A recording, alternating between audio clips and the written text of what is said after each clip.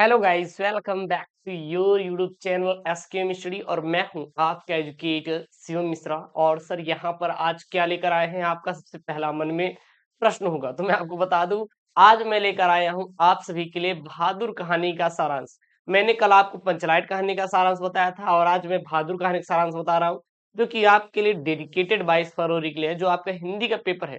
अब हमें हिंदी का पेपर ही सबसे पहले फोड़ना है, क्योंकि आपके पास लास्ट 10 डेज बचे हुए, और इस बचे हुए 10 दिनों में हमें पूरी पूरी हिंदी की तैयारी करनी है। उसके बाद फिजिक्स, केमिस्ट्री, बायोलॉजी की तो तैयारी मैं आपको करवा ही दूंगा, ठीक है ना।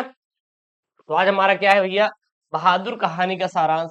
ये सर कितने अंकों का आता है, तो ये आपके पेपर में 5 अंकों का आता है। कितने नंबर का आता है सर, आपके पेपर में 5 अंकों का आता है। अगर बात करें तो यह आपके हर साल पेपर में रिपीट होता है। अगर आप पीवाईक्यू पेपर उठाएंगे तो 2011, 12, 13, 14, 15, 16, 17, 18, 19, 20, मतलब हर साल बन रहा है।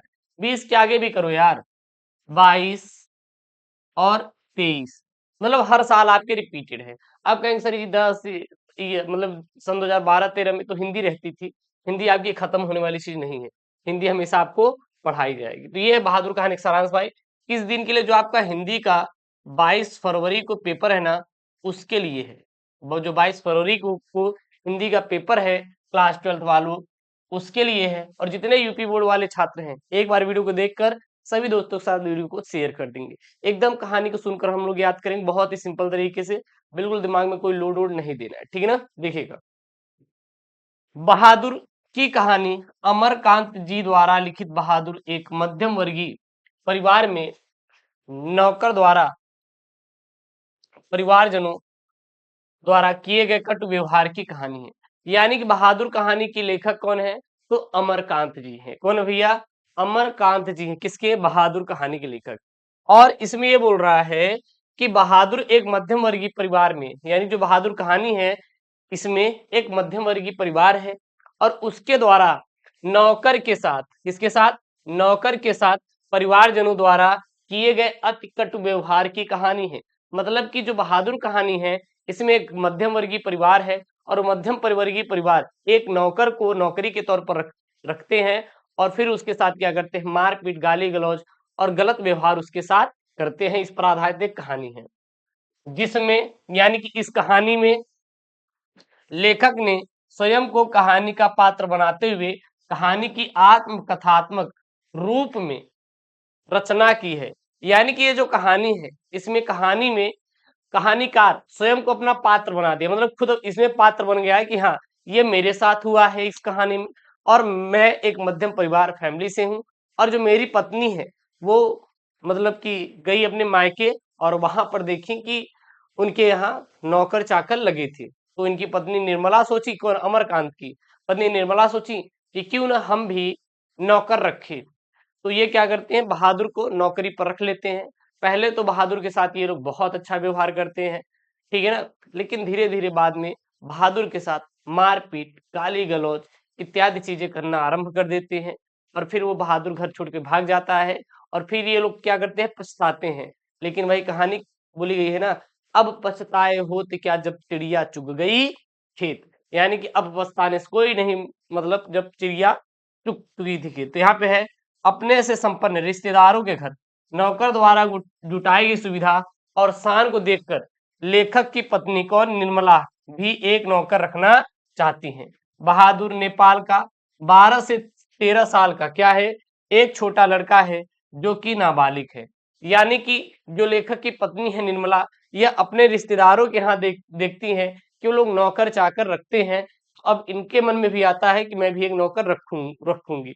और जो बहादुर है यह नेपाल का 12 से 13 साल का एक छोटा क्या है, लड़का है, जो कि अभी नाबालिग है, क्योंकि यह 18 साल का अभी नहीं हुआ है, 18 साल से नीचे का है। जब 18 साल या 18 साल से ऊपर का हो जाएगा तो किसमें हो जाएगा, बालिग में हो जाएगा। इसके बाद वह अपने माँ के गलत व्यवहार से तंग आकर घर छोड़कर शहर चलाता है। यानी जो बहादुर है, इनकी जो माँ थी बहादुर के साथ गलत व्यवहार करती थी, ठीक है ना, जिससे वो तंग आ गया और वो फिर अपना घर छोड़कर शहर चला जाता है कमाने के लिए।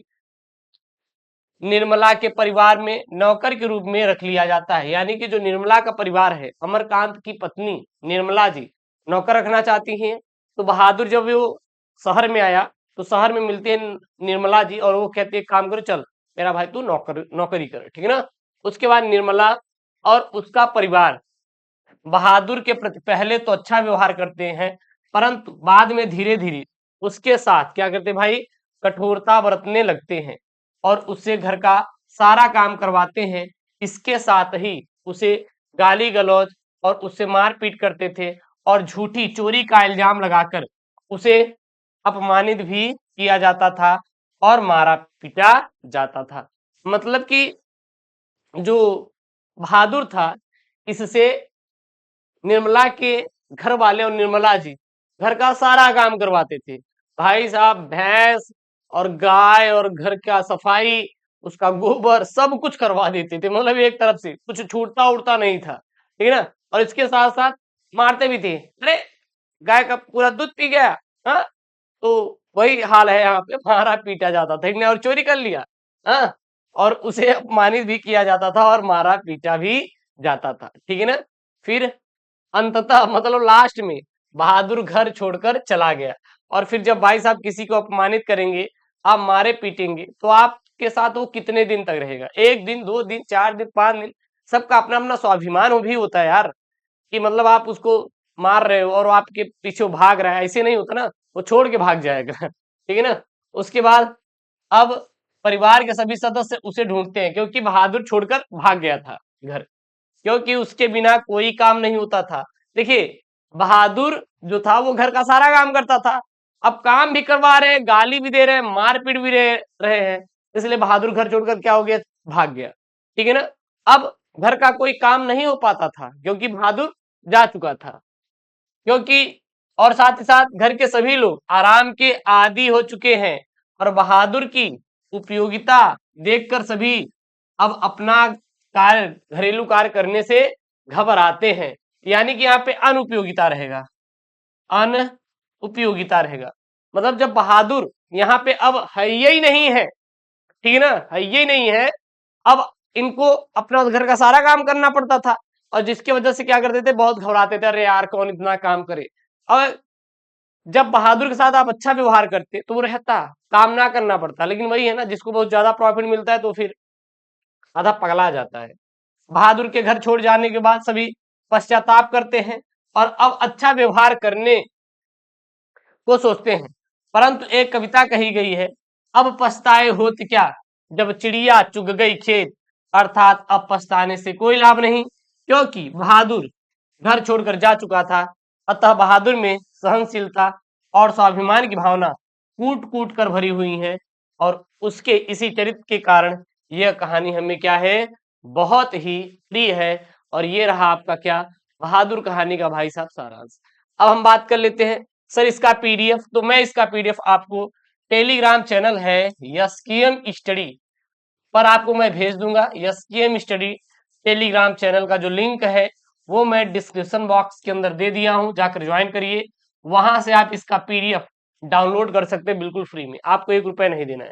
और आपके लिए एक जुनून बैच है पीवाईक्यू सीरीज, जिसमें लास्ट 4 ईयर के पूरा पेपर मैं आपको दे दूंगा, हिंदी हिंदी सब अपलोड हो चुका है, जाइए 199 में आप लोग तुरंत ज्वाइन कर लीजिए। पेपर से पहले वो सब वायरल मॉडल पेपर आप पढ़ के ही जाइएगा, ठीक है ना। तो इसमें मैंने आपको बहादुर कहानी का सारांश होता है, मैंने कल आपको पंचलाइट कहानी का सारांश बता दिया था, अभी तक वो वीडियो नहीं देखे तो उसका मैं लिंक डिस्क्रिप्शन बॉक्स के अंदर डाल दे रहा हूँ, जाकर देख लीजिएगा।